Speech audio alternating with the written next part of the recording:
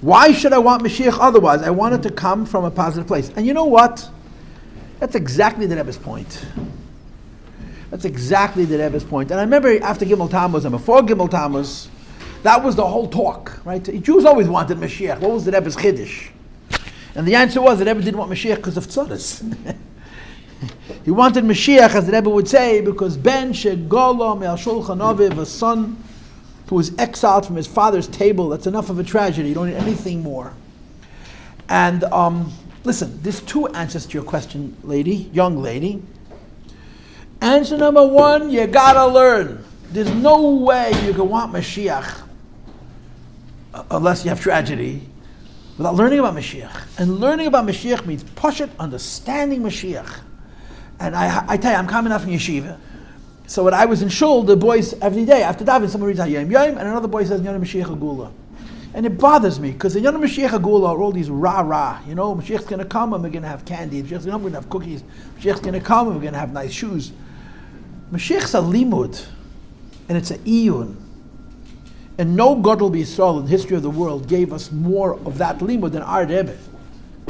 The Rebbe has studied the Rambam, just that alone. Besides for all the Chassidus and all the Kabbalah and all the other stuff, the Rebbe has studied the Rambam on Mashiach, word by word, not line by line, word by word. And these sichas are available, and you could learn them, right? The code word for these sichas is Dvar Malchus. But Dvar Malchus only has a few of the Rebbe sichas on Mashiach.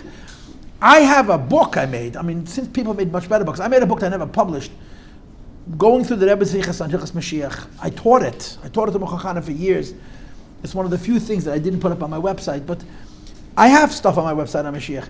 If you want to want Mashiach and learn about it, we don't have a lot of campaigns where the Rebbe said, in order to do this, you have to learn.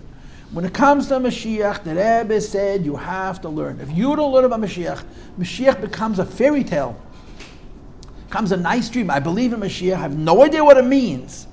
And they have no idea how it has to do with reality. I live my life. Mashiach's going to come. This magical guy is going to come on a white horse with a big cape and is going to sweep us off our feet and make us fly on clouds and be wow. That's not Mashiach at all. And when you don't learn about Mashiach, you don't relate to Mashiach as a reality. You only want Mashiach when you have tzadis. And that's exactly what the Rebbe wants to dispel. We have to learn in Yonei Mashiach or Geula, and learn Yonei Geula Mashiach. There's two different studies, Mashiach or Geula, Geula Mashiach. They mean different things. They come together, of course. One is about a person and one is about an era. Mashiach is the person, Geula is an era. And we're getting both. It's very, very down to earth. Mashiach is a very understandable concept. But it's not going to happen if you don't learn. So this is what the Rebbe gave us as a mandate, to study Mashiach. And you don't have to study Mashiach from Tanakh. You don't study Mashiach from Gemara. You don't need to study Mashiach from Rambam. You have to study Mashiach from the Kutas Sichas Shal Nesidereinu. You could start Hilchot Melachim Perikei Aleph, the first words, and learn from there the entire two parakim, word by word, line by line, with the Sicha. And the more Sichas you learn, and I'm going to say something very un-Chassidish, and understand, Teire darf man lernen und Teire darf man verstehen. I used to teach ladies in 770, and I would come to class some days and say, please deposit your heart at the door and pick it up on the way out. You have to learn. You have to learn. And you have to understand. Don't get excited. Learn. The Rebbe Sichas and Mashiach explain to you what the Rambam is saying in such a way that Mashiach becomes a real person in the real world. He calls him Malchi Yisrael Lakshen. He calls him a king. We know what a king is. But you don't know what a king is, because kings in Torah are very different than kings in politics. What is a king in Torah? Where does his authority come from? What is his authority? What is his obligation? What does he need to do? And like I tell the kids all the time, I probably told this to you already, right? What is the one word that separates Mashiach from everybody else? Matzliach. Matzliach. Every Malchi Yisrael HaKosher does the same thing as Mashiach. Number one, the first job of a king, is to make the Jewish people feel safe. Pashut. Right? In the language of Tafshin Pei Dalet, to finish. Everyone's talking about hostages, and believe me, I am not callous towards hostages. The slogan is bring them home. My slogan is finish. Finish. Finish. Because if we don't finish, we're going to have to fight this war again, and again, and again. And each time we fight it again, it's going to be more loss of life. The Arabs have a long-term plan. They'll die in their millions. They're going to destroy us unless we stop them. And we're not going to stop them by making ceasefires. We're going to stop them by humiliating them, by shaming them. And you do it once, you won't have to do it again. They'll all come with the television and say, okay, let's be friends. But so long as we're duking it out, that you will die. We don't mind dying, but we'll kill you. And we're going to get every Jew out of Israel. That's their plan. It's not complicated. Everybody knows it and everybody understands it. But then it doesn't feel good. It's not nice. Anyway, so the first job of a king, and there I go, the first job of a king is make Jews safe. It's his first obligation. Numero uno, make Jews safe. And number two, to strengthen Yiddishkeit. That's his job. To build a base, to make us frum. What makes Mashiach special is that he finishes. He finishes. He succeeds with Yidden and lyhadus with Goyim. But he's a person who fights battles, maybe not in the battlefield, but he fights certainly in the United Nations. Mashiach, the United Nations is going to condemn Mashiach once a week minimum when he shows up. And they're going to scream, the only thing what Mashiach is, he's not going to be like Bibi Netanyahu. He's going to do this. What? I didn't hear. What did he say? I didn't hear what he said. What did I say? I didn't hear. I have my thing. Mashiach is going to teach the whole world where the sky is. Mashiach teach the whole world how killing a Rosh is a mitzvah and being a Rachman on a Rosh is an Aveda. He's going to teach people normalcy. And they're going to learn and listen and do. That's the whole Chiddush of Mashiach. Everything Torah says to Yid, the lyhadus, the Goyim, the Sheva, Mit, and the Nech, which has been there for thousands of years, Mashiach is going to make it happen. But you're not going to know this unless you learned it. If you're not going to learn this, you're not going to understand it. If you're not going to understand it, you're not going to relate to it. So Mashiach becomes October 7th. This is numero uno. This is the first thing you got to learn. You want Mashiach? We often want Mashiach. We're Lubavitchers. We're Lubavitchers. Lubavitchers live for Mashiach, but you can't live for Mashiach if you don't understand it. And the Rebbe said, it's one of the few mivtzoyim that the Rebbe made, that the mivtza is to learn. Not to get up and shul and read a slogan, to learn and to understand. To understand. You can literally go through Hilchas Mashiach. I'll be happy to send anybody my book. It's sitting by me on a computer. It was never published. And you could see every halacha, one halacha with a sicha, another sicha, and you learn, and you try to understand. And if you learn and you understand, Mashiach will make sense. When Mashiach makes sense, two things will happen. Number one, you'll see how realistic it is. And number two, you'll see that you want it. Even though it's not a bubby. It's about being a good person and doing Torah mitzvahs. But that's the first thing. If a person wants to desire Mashiach, has to learn Mashiach. And then there's a number two. And the number two is something which I didn't get to.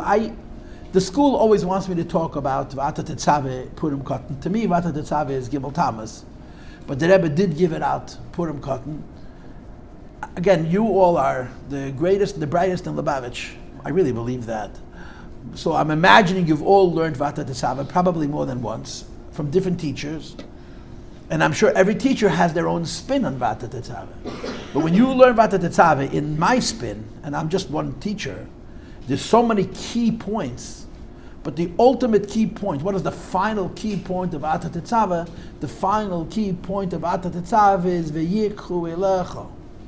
V'yikhu elecha. The Rebbe asked at the end of the Maimer, if we're explaining the pasuk Achei Chassidus, the word V'yikhu elecha don't belong in the middle of the pasuk, they belong at the end of the pasuk.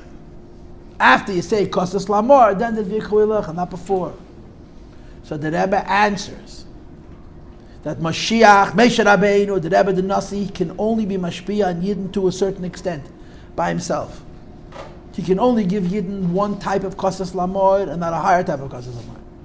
In order for Moshiach, for Moshe Rabbeinu, for the Rebbe the Nasi, to give the higher Madrega of Kosas Lamor to Yidden, it requires to be a shutif with Moshe Rabbeinu. When you become a partner, when you give your mind and heart to Moshe Rabbeinu, you help Moshe Rabbeinu do the V'yata Tetzaveh v'Kosas Lamor, specifically about this inyan of desiring Mashiach. You want to want Mashiach? Go on Shlichus. You want to want Mashiach? Dedicate your life, in whatever extent possible, official or unofficial, with a badge, without a badge, to being Makarav another Yid.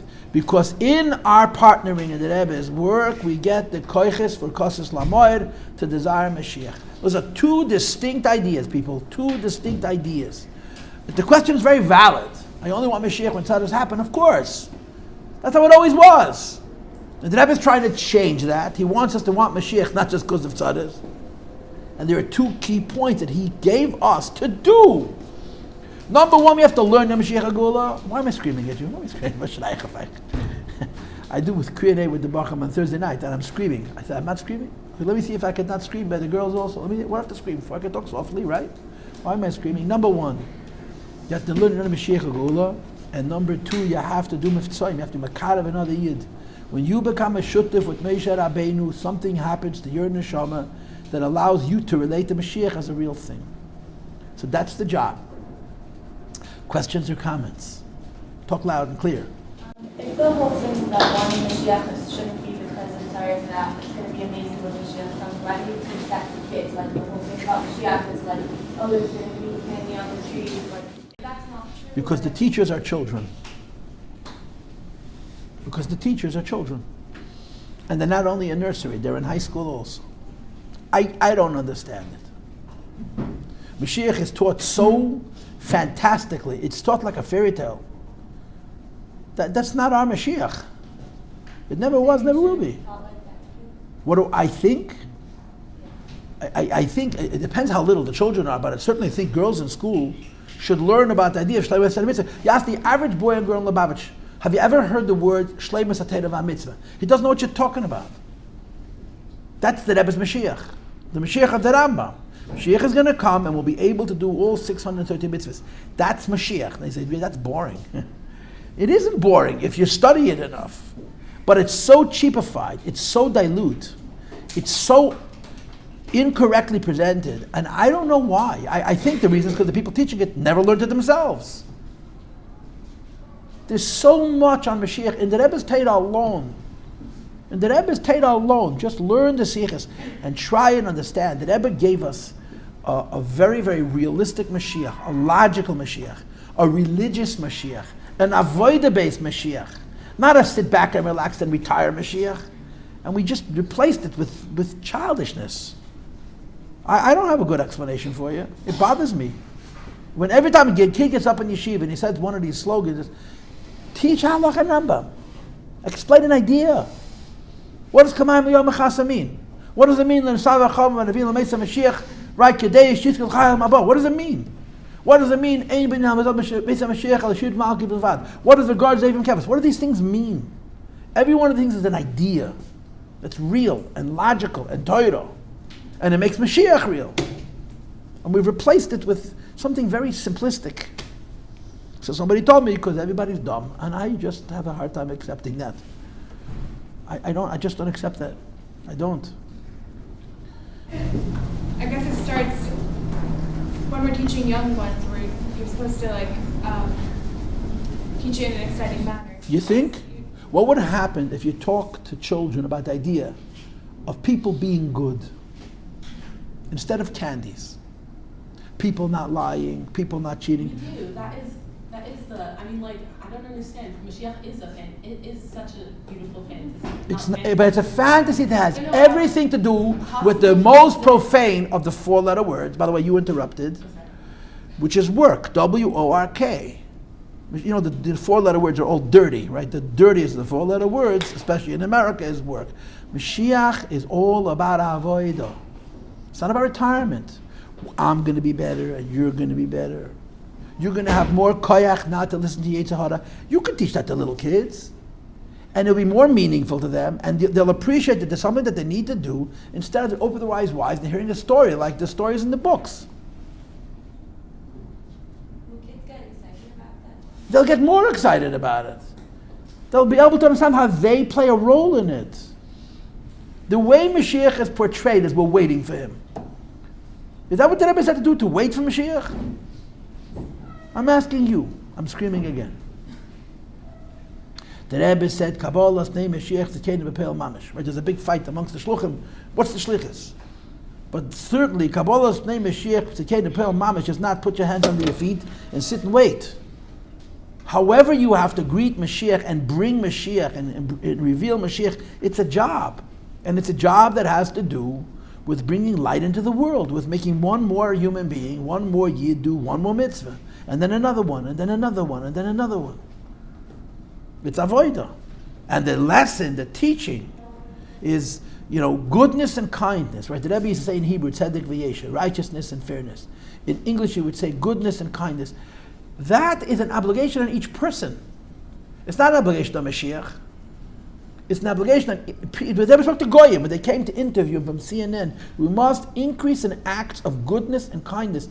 That's the process. We forgot that. We forgot that. And that's why we don't want Mashiach, because we don't know what we want. It's our job to learn. It's our job to learn. It's our job to teach.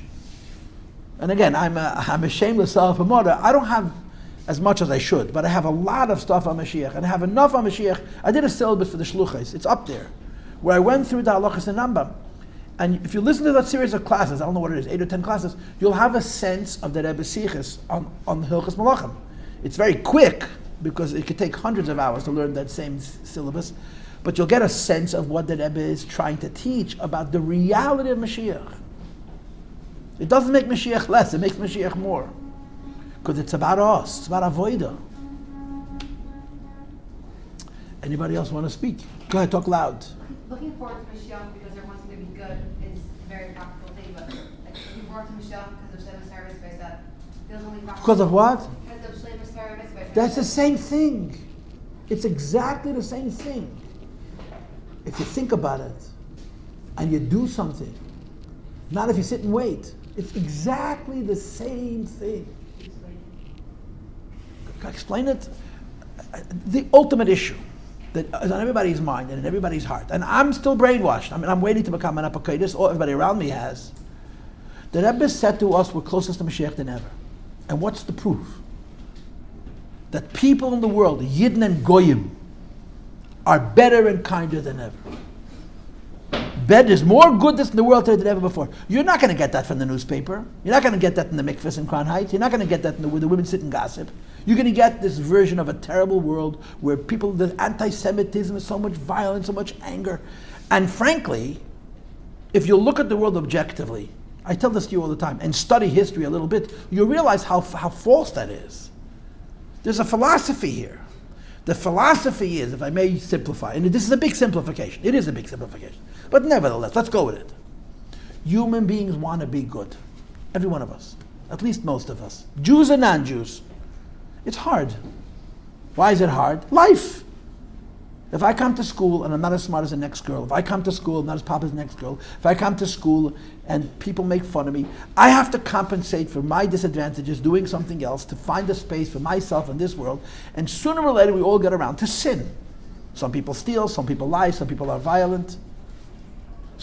We all try to find a space for ourselves in this world. We want to do the right thing, but I can't. Why? Because nobody likes me. No one's going to give me a job, so I have to do something else. It's not like I don't care. It's hard. Now, the truth of the matter is, like it says in Tanya Pedikaveh, you're always wrong. I'm sorry. Everybody has to be a Benjamin, no matter how tough your Yetzer Hara is. But for some people, it's harder than others. Understand the idea that if every one of us had a little more koyach, we'd be a little better. Where does that koyach come from? That koyach comes from trying to be better. And trying again, and trying again. The Rebbe looks at our world and sees a world which is unprecedentedly good. The Rebbe knows how evil this world is more than you, better than you. But that's how he sees the coming of Mashiach. And our job is to make it even better. Teach Goyim Sheva Mitzvahs. This is not some kind of a fantasy. This is a real thing. I'm not allowed to scream, right? I want to tell you something, okay? You can spend the whole hour. I don't mind talking about Mashiach the whole period. I really, really don't mind. So if you're good, I'm good. Adin Steinsaltz, Adin Eben Yisrael, who's now passed away, wrote a book on the Rebbe. It's called My Rebbe. And that's exactly what it is. It's My Rebbe. It's not a book on the Rebbe, it's a book on Adin's Rebbe. Adin Eben Yisrael, if he had not been a Lubavitcher, would be a Gadol Yisrael. He was one of the greatest minds in the Jewish world today, maybe the greatest. He may have been a big Talmud Chacham than all the Mesnagdim Shalosh Yeshivas who said that Chassidim can't learn. He was a Gon Olam, an unbelievable genius, and he knew not just Torah, He knew physics and math and literature. The guy knew everything. He was an unbelievable genius. But he was a chassid of the Rebbe. He was a chassid of the Rebbe. And his matzeva, he said, write one thing. This is a man who wrote 256 books. 256 books in his 80 years. It's more than 3 books a year. It's unbelievable. That's all he wanted. That's who he was. He was a chassid. And he served. He was a giant. He was a giant of giants. So he has a book called My Rebbe. So the first chapter introduces you to the Rebbe. The second chapter is called Moshiach. Not the last chapter. Everybody puts a book and then you put Moshiach in the end, and then you have to apologize for the Meshachisten and the tunnels. We have Baruch Hashem, what to apologize for. Which is neither here nor there. Whatever. My opinion doesn't matter anyway. He puts Mashiach in the beginning of the book. You know why? You know why? Because Adin Even Yisrael, first he was a chassid.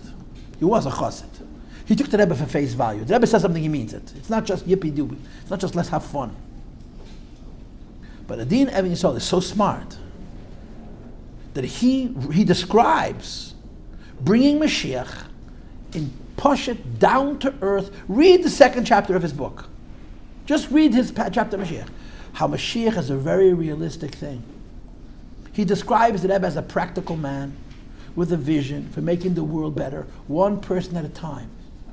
And he writes, just like now there's 5,000 shluchim, and 50 years ago there was one shliach, and you work, the same is true with Goyim. He describes the process of bringing Mashiach as a task which we need to do, and he presents you with an understanding of Mashiach as a realistic thing that we have to bring through good deeds.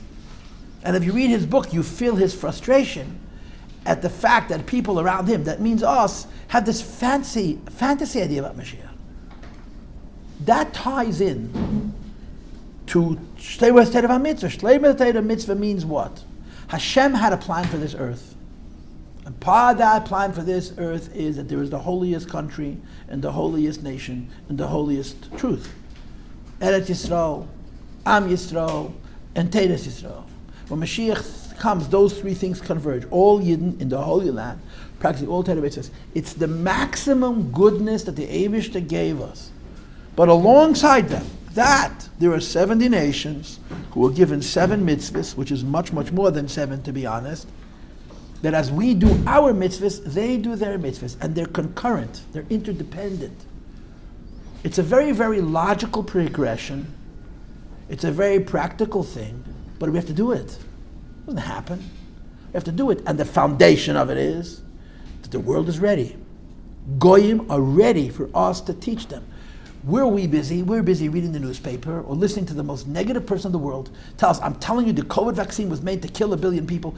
It's so childish. We're so caught up in negativity and fear. We're Lubavitch Chassidim. What's the Rebbe if not anything else? He's a positive man. He's the only person who looks at life and says, don't live out of fear. And we, Lubavitch Chassidim, have gone into this fear mode. Why? Because we lost our Chassidus. We lost our Chassidus. What's a Chassid? Huh? Mekushat is Rebbe. What's a Rebbe? The world is good. Make it better.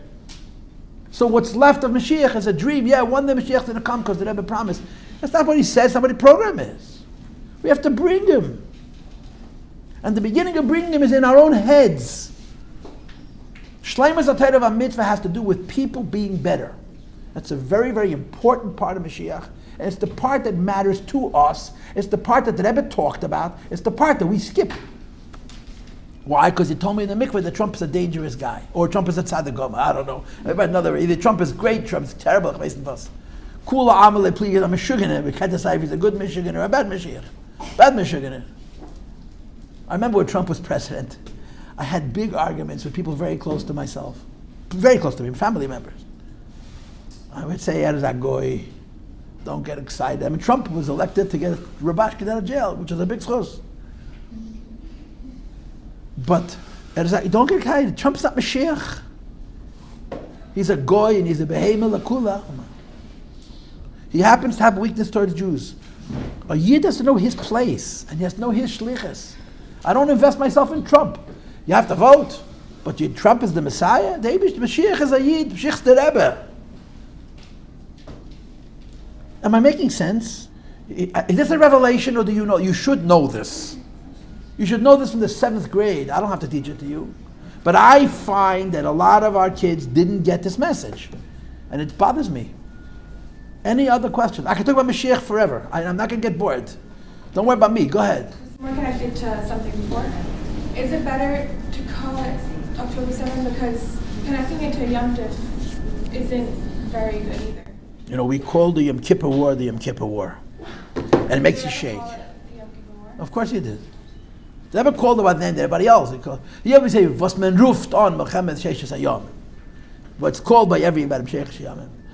This is, you know, we're in the middle of a story, and I don't want to act like a prophet, not of doom and not of fantasy, but it's not by mistake that it happens. If Mashiach is a time that it's about Mashiach in every place, then why are we saying that as a response to the he passed away? So we need Mashiach right now. We need like why are we saying that?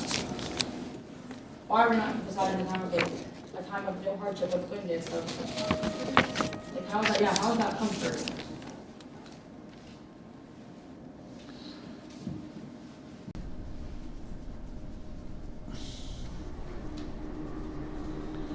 I want to tell you a story. Right after Gimel Tammuz, I was teaching in 770. Mamash, we started the week of Gimel Tammuz, started giving classes in 770 to women. That summer, the classes were packed. So many people came. Everybody wanted to hear something. Over the years, that class was reduced to literally 2 or 3 ladies. But in the beginning, it was packed. Everybody came. And we talked, including some very important people who teach you. But you're talking now 32 years ago, 30 years ago, Tafshin and Dalet. So a woman asked me a question in a class. And I said to this lady, and there must have been 100 ladies there, is that a personal question or is it an academic question? Now she understood that if it was a personal question, I wouldn't answer it. So she said, no, it's an academic question. So I answered her. And she burst into tears. And she started to scream. She was so upset. And she came over after class and said, Rabbi, how could you say that? Of course it's a personal question. In other words, of course if you knew who I'm talking about, you'd fall down. A woman who's all brain. Of course it's a personal question. Now, in 1994, I was 33 years old. I was 28 years old. I was 28. What did I know? I was out of my pamper. I just got married. It was uncomfortable sitting in a room full of ladies. Most of them in the room older than me. So I asked a woman straight up, if this is a personal question, I'm not answering it. If it's an academic question, I will answer it. She told me I answered. She gets angry at me because it's a personal question. I'm supposed to know that. Now, I'm married long enough to know that the downside of being married to a woman is you have to know what they're thinking. If you don't know what a woman is thinking, that means you don't love them. That's the guy's side of the story. I always tell you the women's side of the story. I always put you guys up, but there's a guy's side to the story also. If a man can't guess what his wife is thinking, that means he doesn't love her. And guys are terrible guessers. They're dumb as a wall. Trust me. Tell a man straight what to do, he still doesn't hear, yeah? You give him riddles and hints, he's never going to guess right. That happened. And I had to apologize. I had to call him Mashbi. It became a whole pash. I have a very deep sense that you're asking a personal question. You're not asking an academic question. Absolutely not. I mean, I think that the world is happens all the time in the world. And So first of all, it's a knee-jerk reaction. You just say it. It's not thought through. And second of all, when you say Mashiach is not consoling the tragedy that happened. Mashiach is saying that there's going to be a time that there won't be tragedy. The consolation is right now we live in a world, in the words of the Rebbe is speaking Yiddish, as an Adam misverständnis. There are things that happen that we can't understand. When something happens in this world, we believe in God. We really believe in God. It's not a game. We really believe that the Eibush is in charge. We believe in Hashgacha Pratis. If something happened, it wasn't a mistake, it wasn't an accident, it wasn't anti-Semitism, it wasn't terrorism, it was the Eibush. We can't understand. And when we can't understand, we cry, as we should. Mashiach is going to make a world where we're going to be able to understand. But it doesn't address this tragedy. It addresses the the sense of uncertainty. It addresses the sense of lack of safety that a person feels when tragic things happen. There's a video of a couple that came to the Rebbe by dollars. They had one son. By the way, if you want to know why you have a lot of kids, this is the reason. Not chas v'shalom that you're going to lose any of your children, but you should have a lot of kids. They had one son, and he was killed in a terrorist crash, a terrorist attack.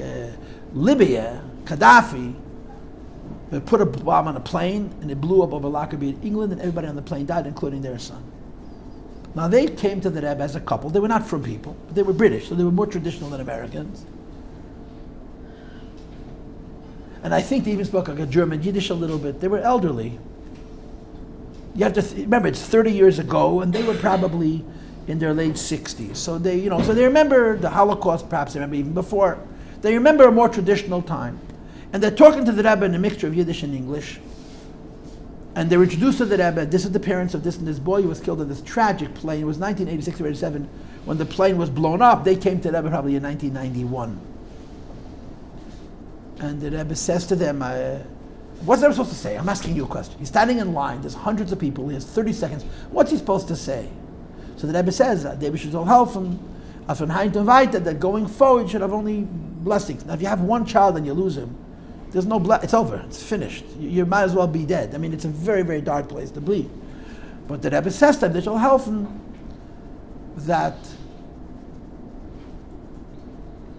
from now on you should have good experiences in your life, which is the only thing you could say. So the husband sort of walks away, and the wife says to the Rebbe, how could such a thing happen? So the Rebbe says to her, after what happened in the last generation, he's speaking in Yiddish, noch was ist getroffen in dem friedlichen Dor. Und derweiler hat der Eibischte noch nicht reagiert, kann man a Frage nicht fragen. Which means, after what happened in the previous generation, and so far Hashem has not reacted, there was no vengeance, he didn't punish anybody, we cannot ask such questions. That was the Rebbe's answer. We need to say it's beyond us. So she presses. But why? So the Rebbe says to her, Mashiach will come and things will start making sense. So she very cynically nods, yeah, Mashiach, right? That's the answer to all questions, Mashiach. But she was very bitter about it. She didn't accept the answer. I know a man who sat with them after this meeting with the Rebbe for hours and tried to give them some sense of what the Rebbe was saying to them. They were so hurt and so angry. I mean, what do they want from the Rebbe? But they felt like the Rebbe hurt them. What should the Rebbe have done? How are you supposed to answer such a question? You push, and you don't like the answer. What's the Rebbe supposed to say? And it went no place. It just didn't go any place. There are things we can't understand. So when you say Mashiach, you're not saying that a Mashiach comes to understand this. You say you'll live in a world where things will make more sense. That's a consolation. That's a consolation.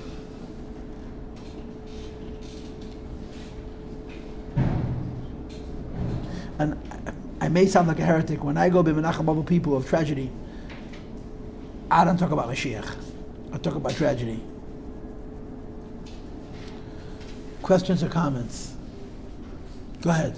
That are suffering from pain because they don't understand it, and Moshiach will understand and we will have... No, there won't be pain. Mashiach is a good world. Not a miracle world, a good world. So it's not about understanding suffering, and that's why... Not necessarily. No, it's a better world. It's a better world. It won't be at all. No, at all is a simplification. Until Tchias HaMesim, there's going to be... People are going to die after Mashiach comes. People are going to be born, people are going to die. But the suffering, the premature dying, and the accidents... Mashiach is going to be a better world. People are going to be better, so the environment is going to be better. So there'll be fewer tragedies. Fewer? I don't want to say none. I'm not an expert on the subject, but for sure fewer. Fewer tragedies. In other words, our lives are going to be more consistently good. I want you to understand something, and I've talked about this in previous classes. What were to happen if today everybody's life became perfect? Everybody's life. Everybody in this room had exactly what they wanted in all areas. What would happen to us? There's going to be jealousies. She has more and I have less. And the jealousy is going to talk into anger. And the anger is going to turn into violence. And we'll kill each other. The Eibishter gave us such a world. It's called Haflaga. And we blew it up. The day we learn how to be rich and not be jealous and kill each other, we'll be rich and not be jealous and kill each other. Appreciate this. Mashiach has to do with us. If Hashem could make us rich and we're going to remain normal and not cuckoo, He'll make us rich. But most people become rich, become nuts. Appreciate that. In other words, there is no one half. People do not take responsibility. If my life is good, and everything I have, and I still go to shul and daven, and I think Chassidus, and I serve the Eibishter will give it to me. Why doesn't He give it to me? Because it's almost predictable that we fail each time it makes us comfortable. Why? Because we don't take on that 4-letter word called avoida. The whole chiddush of Mashiach, it's shleira instead of our mitzvah. We're going to have what we need, and we're going to work.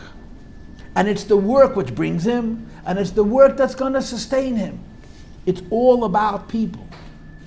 The chiddush of Mashiach is that we're going to get up in the morning and want to do the right thing, even though we could sleep in because we can afford it. It's so profound. It's so profound. It's so deep, it's so meaningful, it's so real. And it's so responsible. Do you understand?